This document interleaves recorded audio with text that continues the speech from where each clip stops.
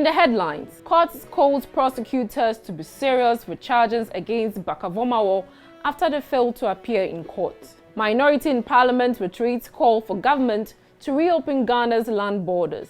More than 28,000 SIM cards blocked over mobile money fraud. Rainstorm leaves 2 injured and many others homeless in West Mamprusi.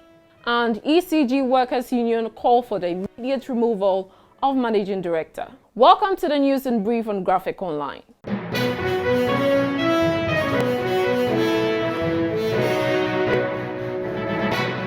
Ashaiman District Court near Tema is warning state prosecutors to attach seriousness to the treason felony charges filed against the convener of the Face the Country movement, Oliver Barker-Vormawor.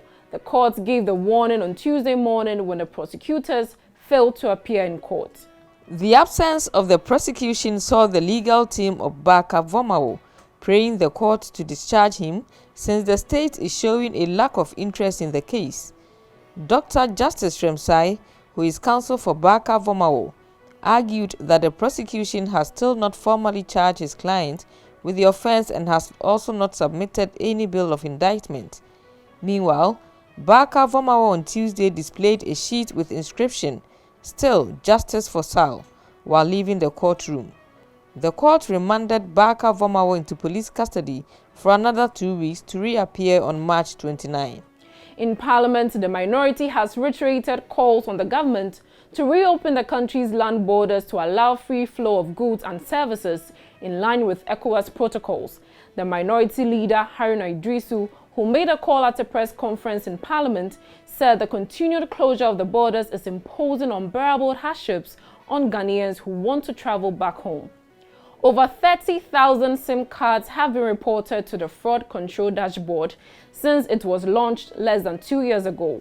Out of this number, more than 28,000 SIMs have been blocked for indulging in fraudulent mobile money activities, while more than 17,000 identification cards used by these fraudsters have also been blacklisted.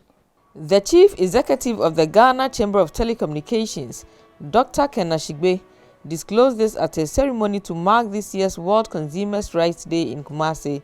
It was on the theme, Fair Digital Finance.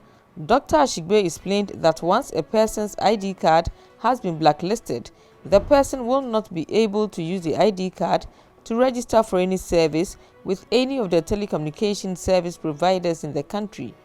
He said the dashboard has helped the telecommunication industry to monitor the activities of these fraudsters and sanitize the system. 2 persons have sustained severe injuries while many others have been rendered homeless by a rainstorm at Junga in the northeast region. The rainstorm, which occurred on Sunday, destroyed more than 50 structures. The victims, including a 95-year-old woman, have been left stranded after the rainstorm. Checks by Graphic Online indicate that some affected victims were perching with family and friends, while others have sought refuge in church buildings. They are appealing to the National Disaster Management Organization and benevolent organizations to support them to rebuild their houses. Meanwhile, officials of NADMU have visited the community to assess the extent of damage. They have also taken stock of properties destroyed. We end today's news in brief on a story from the Electricity Company of Ghana, where senior and junior staff union of the company are calling for the immediate removal of their managing director, Kwame Agyemang-Budu. They explained that the MD reached his official retirement age of 60 in February this year and therefore has to leave. The General Secretary of the Public Utilities Workers Union, Michael Nyantechi, told journalists that aside from attaining the compulsory retirement age, they have not been very enthused with Budu's performance as the MD.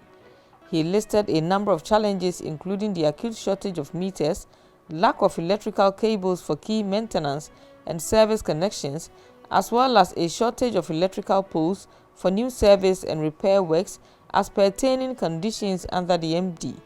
Meanwhile, Graphic Online understands that Kwame Agyemang-Budu has been granted a 2-year contract to continue at the ECG. News in Brief was brought to you by Graphic News Plus. Download your Graphic News Plus now and choose your preferred package daily, weekly, monthly, and annually, and access free news on various interest areas as well. Visit us on graphic.com.gh for further information. Graphic News Plus, connecting people through news. Thank you for watching today's edition. Stay safe and protect yourself from COVID-19.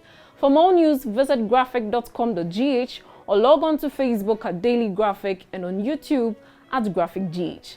I am Juliet Echa Safo. Subscribe now.